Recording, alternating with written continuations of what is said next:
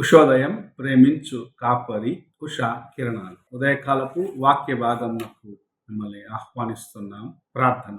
మమ్మల్ని మిక్కిలిగా ప్రేమిస్తున్న పరలోకపు తండ్రి, ఈ ఉదయకాలపు వాక్య పఠనం కోసం వందనాలు చెల్లించుకుంటున్నాం. తండ్రి, ఈ ఉదయకాలమున నాతోనూ కార్యక్రమం వీక్షిస్తున్న ప్రతి ఒక్కరితోనూ మాట్లాడమని వేడుకుంటున్నాం.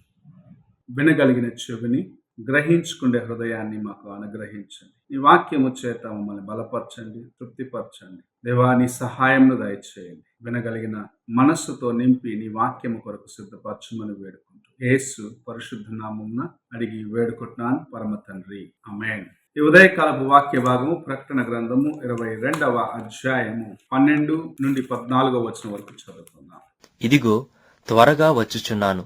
వాని వాని క్రియ చొప్పున ప్రతివానికిచ్చుటకు నేను సిద్ధపరచిన జీతము నా యొద్ద ఉన్నది. నేనే ఆల్ఫాయు ఒమేగయు, మొదటివాడను కడపటివాడను, ఆదియు అంతమునై ఉన్నాను. జీవవృక్షమునకు హక్కు గలవారై గుమ్మముల గుండా ఆ పట్టణములోనికి ప్రవేశించినట్లు తమ వస్త్రములను ఉదుకుకొనువారు ధన్యులు. ప్రభువైన యేసు సంఘమునకు రాయుచున్న కార్యమును ఇక్కడ మనం చూడగలం. అదేమిటంటే, నేను త్వరగా రానయ్యున్నాను, ప్రతి వానికి తమ క్రియల చొప్పున ప్రతిఫలము ఇచ్చేయడానికి నా యొద్ద సిద్ధముగా ఉన్నది. దేవుని యొక్క రాకడ అతి సమీపముగా ఉన్నది. దేవుని యొక్క రాకడ గుర్తులు నెరవేర్చబడటం మనం చూస్తూ ఉన్నాం. అనేకులు నేడో రేపో అని ఆలోచనలో ఉంటారు. అయితే ప్రభు అయిన యేసుక్రీస్తు చెప్పిన మాట, నేనెప్పుడు వస్తానో అది ఎవరికి తెలియదు, ఎందుకంటే తండ్రికి మాత్రమే తెలుసని తాను జీవించిన కాలములో చాలా తేటగా ఆయన తెలియపరిచి ఉన్నాడు. నేను వచ్చినప్పుడు, అనగా ఆయన యొక్క రాకడ దొంగ వలె ఉంటుంది, ఎవరు ఊహించని సమయంలో ఆయన తిరిగి వస్తాడు అన్న కార్యమును చాలా తేటపరిచి ఉన్నాడు. ఈ ఉదయకాలమున ప్రభు తిరిగి రానై ఉన్నాడు అన్న మనస్సు నీవు కలిగి ఆయన కోసము సిద్ధపడిన వ్యక్తిగా ఉండాలని ప్రభు ఆశిస్తున్నాడు. అనేకులు ఎప్పుడు వస్తాడోలే, మేము అనేక సంవత్సరాల నుంచి నా యొక్క పితరుల దగ్గర నుండి దేవుని యొక్క వాక్యం వింటున్నాను. ప్రతిసారి చెప్పబడుచున్నదంటే ఆయన త్వరగా రానై ఉన్నాడు, ఆయన త్వరగా రానై ఉన్నాడు అని చెప్తూ ఉన్నారు. ఇంకా కొందరైతే ఒక అడుగు ముందుకు వేసి ఆయన పలానా దినమున వస్తాడు అని ప్రవచనము చెప్పినట్టుగా చెప్పి అది జరగకుండా పోయిన కాలము కూడా ఉన్నది. అయితే మన ప్రభు చాలా తేటపరుస్తున్న కార్యము, నేను తిరిగి రానయ్యున్నాను. ఎప్పుడు వస్తానని చెప్పలేదు. నేను తిరిగి వచ్చినప్పుడు ప్రతి వానికి తమ క్రియల చొప్పున ప్రతిఫలం ఇస్తానంటున్నాడు. ఆయన ప్రతిఫలమును సిద్ధపరిచి ఉన్నాడు. ఆయన వచ్చినప్పుడు ఎదుర్కొనే జీవితమును కలిగి ఉండాలని ప్రభు ఆశిస్తూ ఉన్నాడు. నీవు ఆయన ఆజ్ఞలను గాయకొని ఆజ్ఞల ప్రకారము నడుచుకుంటూ దేవుని కోసం నీ హృదయాన్ని పరిశుద్ధపరచుకుంటూ ప్రతిదినము ఆయన వైపు చూస్తూ నీ హృదయాన్ని పరిశుద్ధముగా కాపాడుకోవాలి అని ఆశించి నీతో మాట్లాడుచు ఉన్నాడు. ఆయన ఎలాగూ నీ యొక్క హృదయమును తట్టుచు ఉన్నాడు. నా కోసం తలుపు తెరువు అని ప్రతి దినము నీ యొక్క హృదయం నందు నిలబడి తలుపు తడుచు ఉన్నాడు. తెరిచినట్లయితే నేను నీతో కలిసి భోజనము చేస్తానన్నాడు. అనగా నీతో కలిసి ఆయన ఉండాలని ఆశిస్తూ ఉన్నాడు. నీ హృదయాన్ని సిద్ధపరచుకొని దేవుని కోసం ఎదురు చూసే వ్యక్తిగా ఉండాలని ఆశిస్తూ ఉన్నాడు. అయితే నీవు ఎలాగున్నావు? దేవుని కోసము ఎదురు చూస్తూ ఉన్నావా?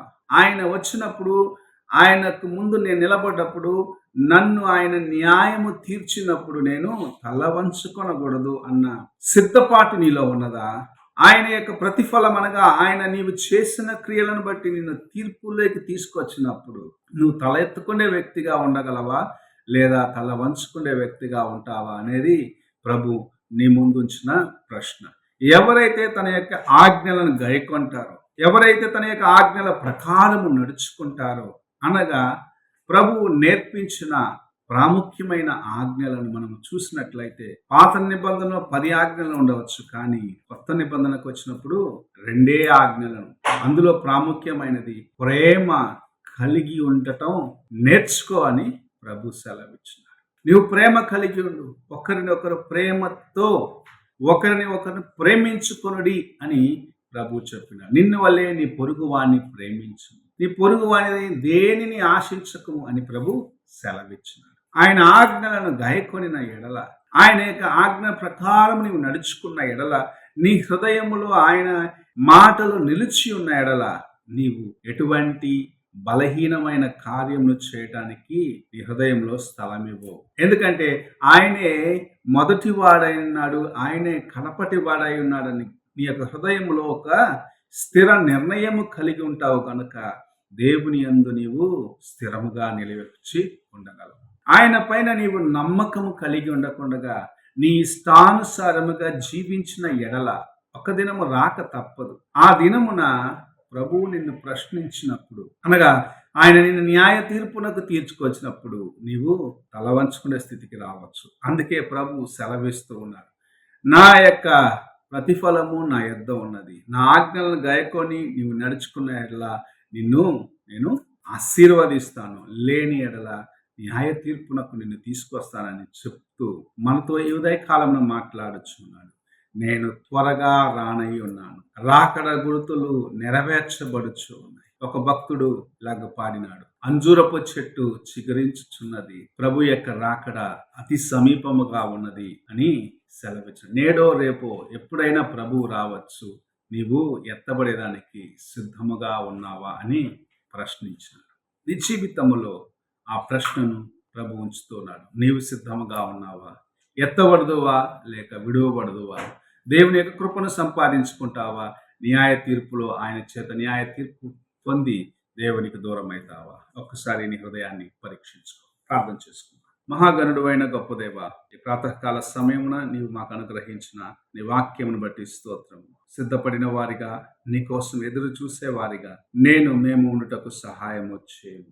నీవు త్వరలో రానయ్యున్నావని ఎరిగి నీ వైపు చూసి నీతో నాయన యుగ యుగములు జీవించే ఆ కృపను సంపాదించుకునేదానికి సహాయము చేయమని యేసు పరిశుద్ధ నామమున అడిగి వేడుకుంటున్నాను పరమ తండ్రి, ఆమేన్. తండ్రి అయిన దేవుని ప్రేమ, కుమారుడైన క్రీస్తు కృప, ఆదరణకర్త అయిన పరిశుద్ధాత్మ యొక్క సహవాసం ఇప్పుడు ఎల్లప్పుడూ ఉండి ఆయన రాజ్యములో స్థిర నివాసము కలిగి ఉండే కృపను అనుగ్రహించును గాక. ఆమేన్.